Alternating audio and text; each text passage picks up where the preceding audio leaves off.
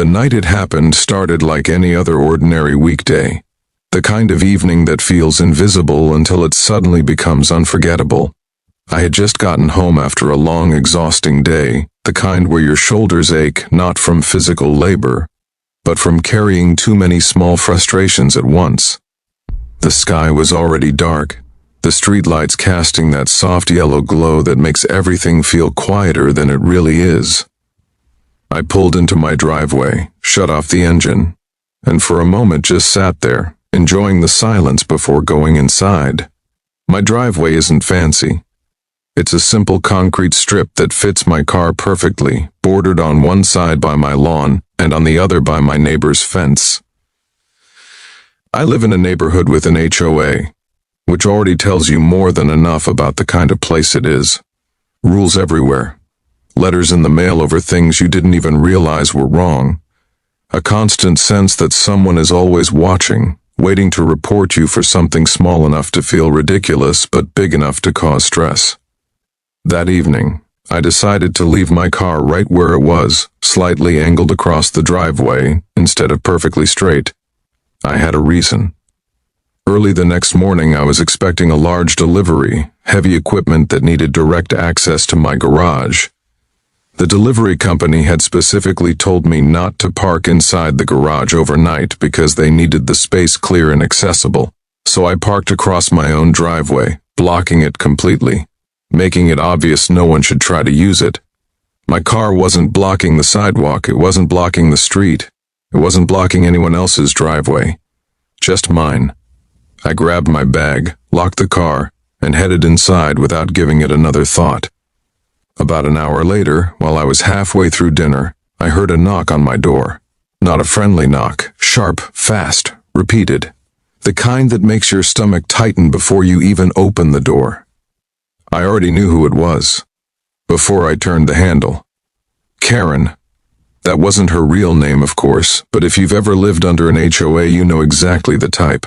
Middle-aged, perfectly styled hair even at night. Arms crossed like they're permanently attached to her chest, eyes scanning for violations the way a hawk scans for prey. She lived 3 houses down and had appointed herself the unofficial neighborhood enforcer. Trash cans out too long, grass a fraction too tall, a car parked incorrectly by a few inches. She had something to say about everything. She didn't even say hello.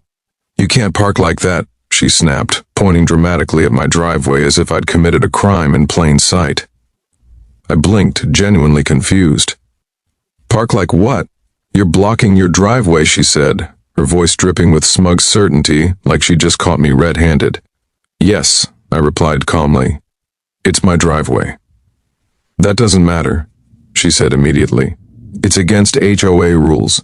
Vehicles must be parked properly." "I am parked on my own property," I said. "I'm not blocking anyone else," she scoffed. "Rules are rules.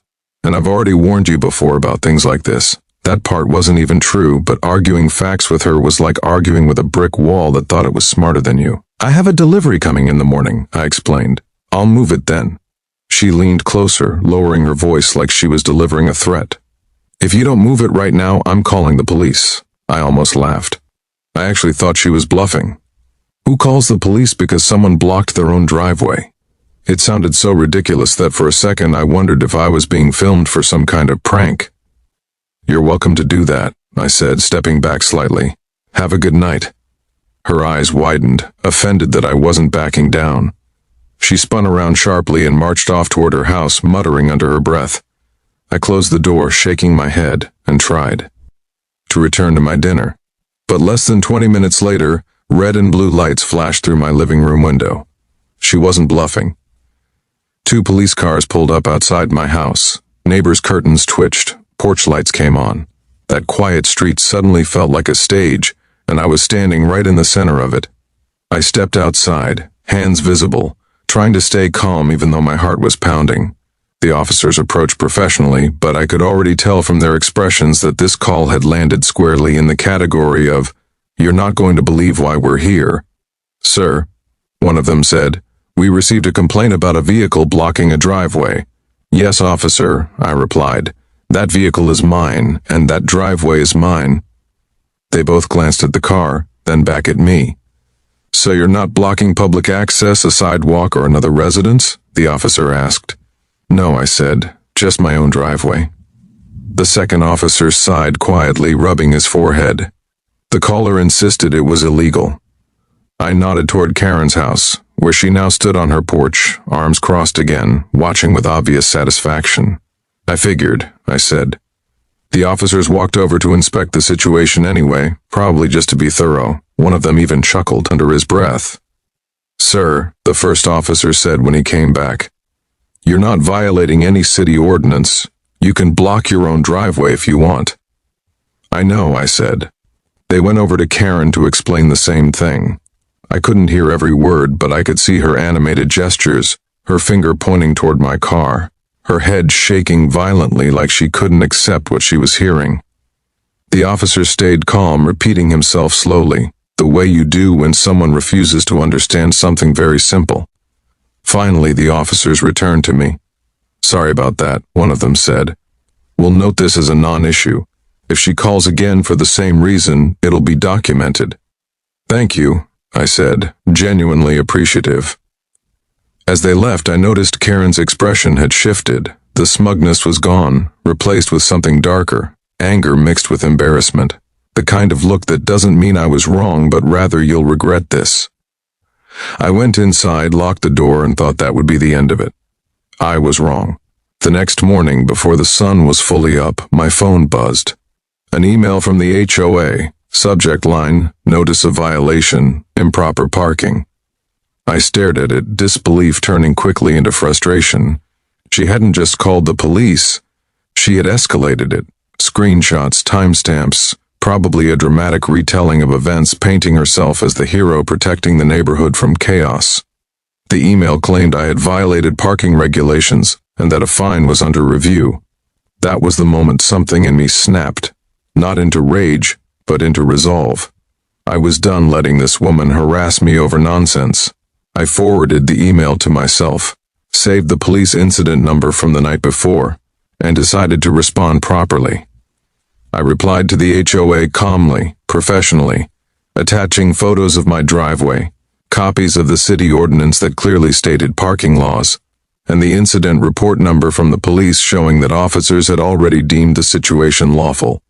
I also added one more thing, a detailed timeline of Karen's repeated harassment over the past several months, the notes I'd kept but never thought I'd need, dates, times, complaints, warnings, the time she yelled at a delivery driver, the time she threatened another neighbor over lawn decorations. I hit send and went about my day not expecting much. By that evening, my phone buzzed again. This time, it wasn't a warning, it was an apology. The HOA thanked me for the clarification and informed me that the violation notice had been dismissed. They also mentioned, very carefully worded, that they were reviewing the conduct of the reporting party due to misuse of enforcement procedures. Less than 24 hours later, a final email came through. Karen had been barred from filing complaints within the neighborhood. Her privileges as an HOA member were suspended pending further review due to repeated false reports, harassment, and abuse of authority. When I stepped outside that evening, the street felt different, quieter, lighter. Karen's porch was dark, no crossed arms, no glaring eyes. I parked my car neatly in the driveway, not because I had to, but because I could. And for the first time since moving there, I smiled, knowing that sometimes standing your ground over something small can finally stop something much bigger.